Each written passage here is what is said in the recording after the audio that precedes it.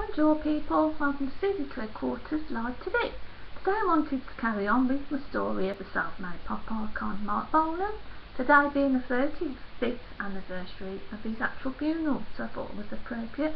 I just quickly wanted to carry on a bit about the moon and tree painting, 16th of September, and I did mention the moon. There is a little picture of a moon in the middle, and if you look, the actual phase of the moon at the time in the painting is also, which is before dawn, is obviously the same time as the crash, so that was just another little coincidence. And also everyone knows that Marc was obsessed with being a rock icon, and in 1966 he did actually mention to his manager that he'd love to be like James Dean of rock, and actually be killed in a car crash. He said it wouldn't be suitable for him to die in a Porsche, it would actually have to be a Mini, because Marc being sort of little. So, Marc was very clairvoyant in so many ways, and this is, you can see it in all of his songs. And as I said before, I have had an obsession with Marc Bolan since about 1985, which obviously had already been dead for at least 8 years by then.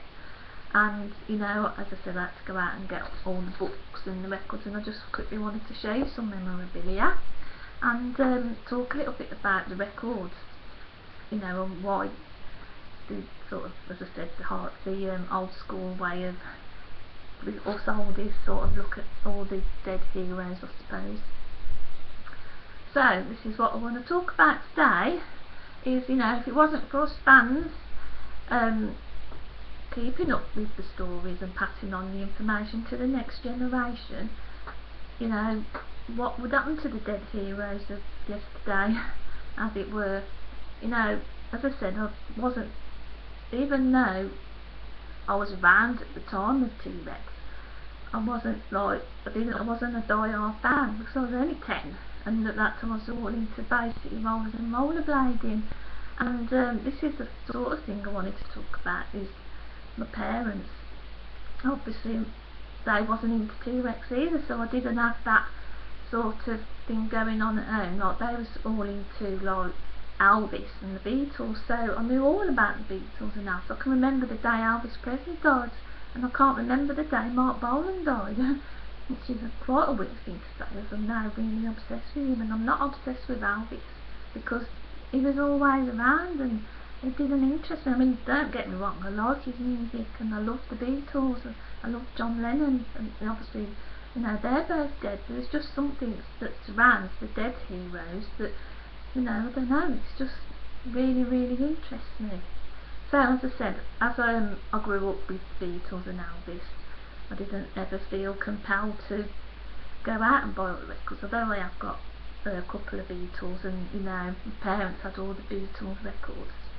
And that's what I wanted to talk about, memorabilia, and what does it mean to us today. And our children haven't got any records, obviously, because they don't make records anymore, and it's all down to the iPods, and it's just not the same, to me, to put. I haven't got an iPod because I don't want one, and to me, to get a record out like this, Marc Bolan, or this or whatever, to actually get it out and hold it in your hands, there's just something so nostalgic about it. And obviously at the time we just loved to get the record player open and get the needle, and there's just something about it that, I don't know, just used to love all that.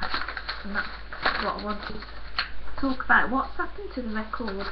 Where are they all now? Because obviously with today's economical climate, we're all selling them or putting them on eBay. And as I was talking before about the punk days, we used to have a lot of record shops, and I did forget to mention on that, I was talking about the punk days, and it was a few months ago, and I wasn't even going to bother putting that video on, and I just found it the other day. I thought, oh well, so this is another thing why I wanted to talk about the memorabilia.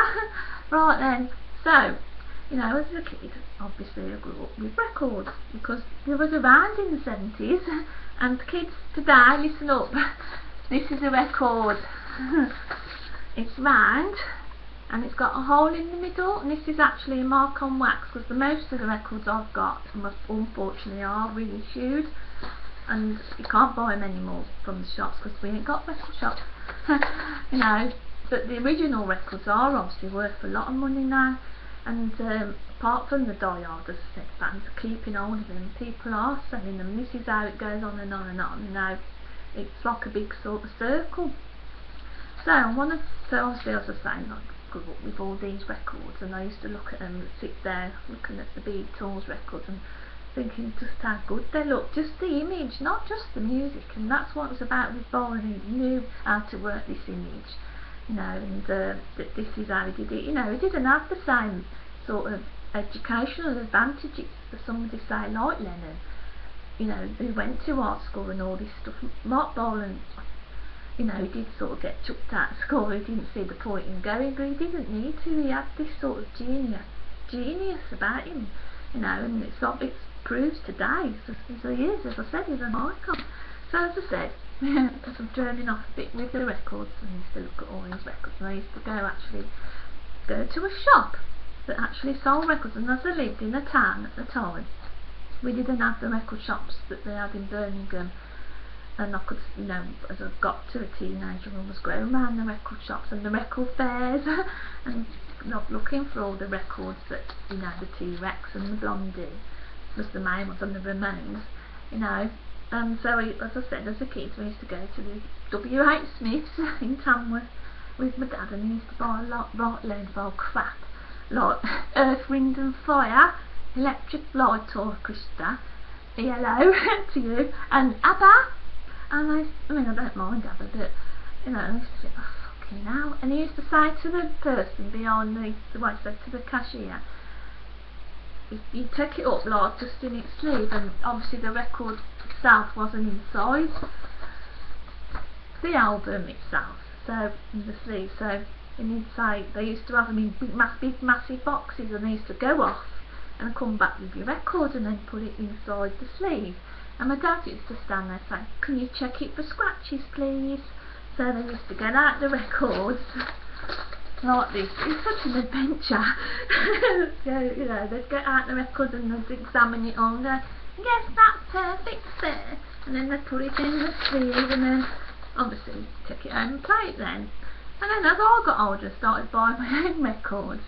You know, even though I thought my dad looked a complete twat saying this cashier, I say it on there myself, and on Blondie records, and, you know, whatever it was in the 80s, Strawberry Switchblade, I can remember buying those records, you know, and I'd hand them over and I'd say, "Can you check it for scratches, please?"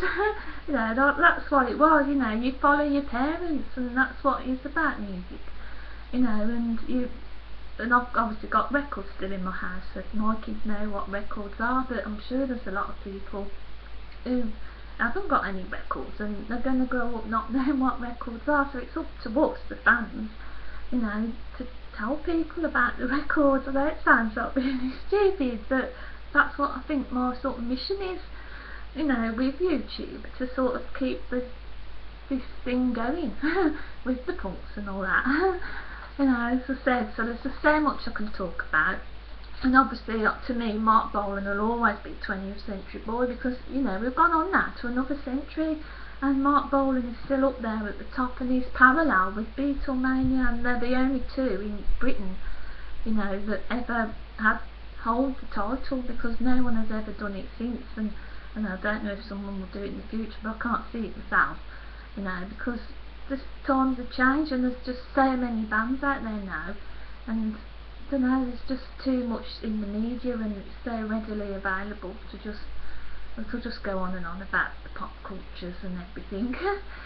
Anyway, so yeah, and I want to actually talk about how it all connects, and how with the coincidences, and this with, you know, I want to talk about Gloria Jones, and how Gloria and Mark, the two Marks, this, Marc Bolan, and this Soft Cell are actually connected. So, if you want to listen to my little story of this connection, then stay tuned to the next video.